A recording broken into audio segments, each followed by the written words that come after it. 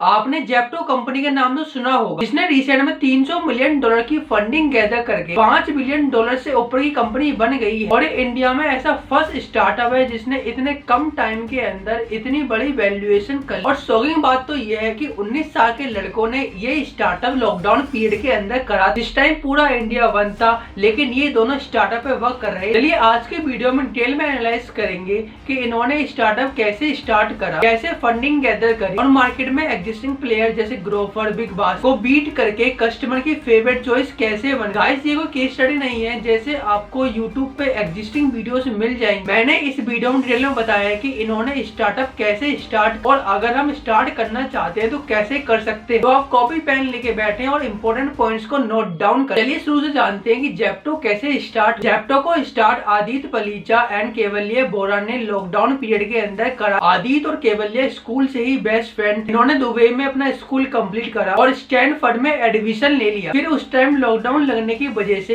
ये दोनों मुंबई आ गए। आदित्य केवल्या के साथ मुंबई में उसके घर रहने लगे, लेकिन इनको ग्रोसरीज लेने में बहुत प्रॉब्लम होने लगी। ऑफलाइन लोकल वेंडर्स की दुकान बंद होती थी लॉकडाउन होने की वजह से, और ऑनलाइन ग्रोसरी डिलीवर होने में 5 to 6 डेज लगते, जो इनके लिए काफी फ्रस्ट्रेटिंग था। और मोस्टली इनके नेबर में ओल्ड पीपल्स रहते, तो इन्होंने इस प्रॉब्लम को फाइंड आउट करा और उसका सोल्यूशन निकालने का सोचा। तो इसलिए इन्होंने अपने फर्स्ट स्टार्टअप किराना कार्ट को स्टार्ट कर दिया। इसके अंदर इनका मेन गोल ये था कि इन्हें 45 से लेकर 50 मिनट के अंदर ग्रोसरी डिलीवर करनी है। इसके लिए इन्होंने लोकल वेंडर से कांटेक्ट करा और उनको साथ जुड़ने के लिए कहा, और इन्होंने व्हाट्सएप ग्रुप बनाया। इसके अंदर जिसको ग्रोसरी की रिक्वायरमेंट होती थी 45 से लेकर 50 मिनट के टाइम पीरियड तक ग्रोसरी डिलीवर कर देते। इसलिए इन्होंने लोकल वेंडर से कांटेक्ट करा और उन्हें ज्वाइन करने के लिए कहा। आदित्य एक इंटरव्यू में कहते हैं कि मोस्ट ऑफ पीपल मना कर देते थे किराना कार्ट को ज्वाइन करने के लिए, कहते थे कि उनके बिजनेस को अफेक्ट होगा। लेकिन सुबह से लेकर सांझ तक मार्केट जाते और वेंडर्स को ज्वाइन करने के लिए इनिशियली इनके पास कोई फंडिंग नहीं थी। किराना कार्ट के अंदर कुछ टाइम बाद प्रॉब्लम्स आने लगे। व्हाट्सएप ग्रुप की लिमिटेशन 256 मेंबर की होती है, इससे वो अपने बिजनेस को ह्यूज लेवल पे एक्सपेंड नहीं कर सकते। सेकंड, जब उन्होंने कुछ कस्टमर से फीडबैक लिया, उन्होंने कहा आपका प्रोडक्ट अच्छा है, लेकिन हम लॉकडाउन के बाद इसका यूज नहीं कर, क्योंकि किराना कार्ट ग्रोसरी 45 to लेके 50 मिनट के अंदर डिलीवर कर रहा था। कस्टमर ने कहा हम इतना वेट क्यों करें, ग्रोसरी हम लोकल वेंडर से 10 मिनट के अंदर लेके आ सकते हैं। यही वेकअप कॉल था फाउंडर्स के लिए, बिजनेस मॉडल को रिविजिट करने के लिए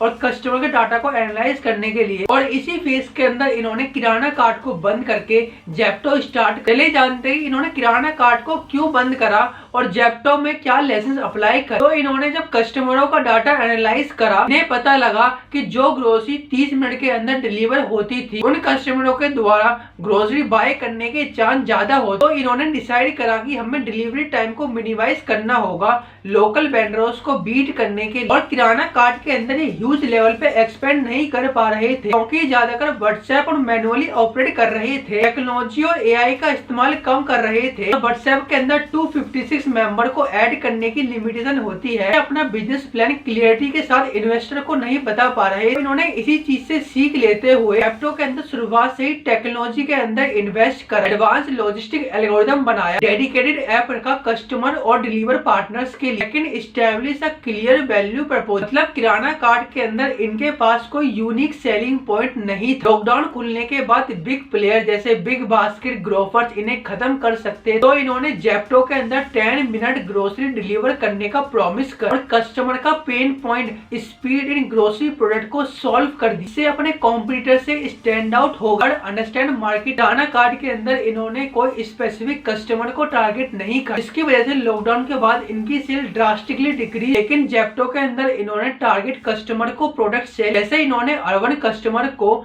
डिलीवरी 10 मिनट के अंदर डिलीवर करने का प्रॉमिस करा, सब्सिडी प्रोवाइड करने का, और टेक्नोलॉजी ड्रिवन ऑपरेट। जैसे कि मैंने कहा कि ये किराना कार्ट के अंदर व्हाट्सएप से ऑपरेट करते थे, लेकिन जेप्टो के अंदर इन्होंने एडवांस टेक्नोलॉजी बना, डाटा एनालाइज करा, रियल टाइम ट्रैकिंग करी, डिलीवर्स पार्टनर और इन्वेंटरीज को मैनेज करा, डार्क स्टोर की है। इन्होंने फास्ट डिलीवरी करने के लिए डार्क स्टोर वाला सिस्टम में लोकल एरिया के अंदर सेंटर पॉइंट में एक इन्वेंटरी स्टोर बनाया और उधर के लोकल डिलीवरी पार्टनर्स को हायर कर तो प्रोडक्ट को कम से कम टाइम के अंदर डिलीवर कर सकते हैं। हेल्प से डिलीवरी पार्टनर्स को 1 मिनट के अंदर प्रोडक्ट को पैक करके डिलीवरी डिलीवरी पार्टनर्स को भेज ग्रोसरी 7 to लेकर 10 मिनट के बीच में डिलीवर हो जाती है। इन्होंने मिडिल मैन के कमीशन को कट कर दिया। जैसे किराना कार्ड के अंदर लोकल वेंडर से कांटेक्ट करते थे और उन्हें ज्वाइन करने के लिए कहते थे, लेकिन जेप्टो के अंदर इन्होंने डायरेक्टली कंपनी से कांटेक्ट करा और ह्यूज स्केल पर प्रोडक्ट को मंगा के वेयर हाउस में रखा, जिससे उन्हें ये माल डिस्काउंट रेट पे मिला। और आदित्य पलीचा एक इंटरव्यू में कहते हैं कि 10,000 से ऊपर फार्मर से कांटेक्ट कर रखा है, इससे डायरेक्ट वेजिटेबल और फ्रूट्स लेते हैं। तो इस तरह इन्होंने इस बिजनेस प्लान को बनाया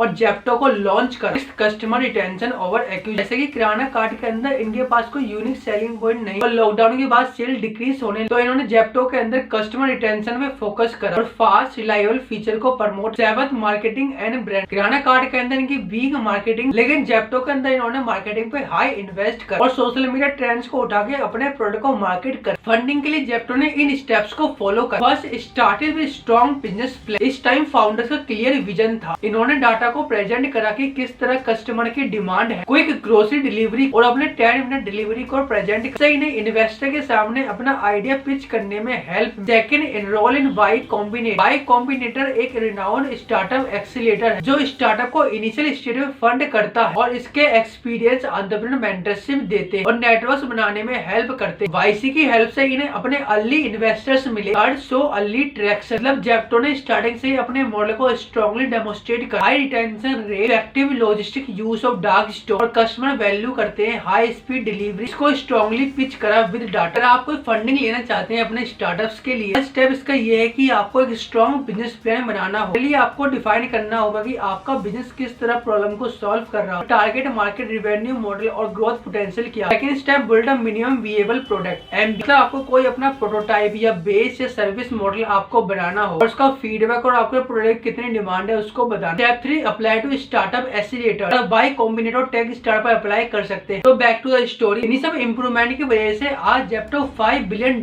की कंपनी है और कुछ ही सालों में अपना आईपीओ भी ला रही है। तो मैं जेप्टो यही सिखाता है कि हमें अपने आइडिया पे वर्क करना चाहिए। इनिशियली आप छोटा स्टार्ट करें और कॉन्स्टेंटली इंप्रूवमेंट करते रहे, तो एक फेल स्टार्टअप भी सक्सेसफुल स्टार्टअप बन सकता है।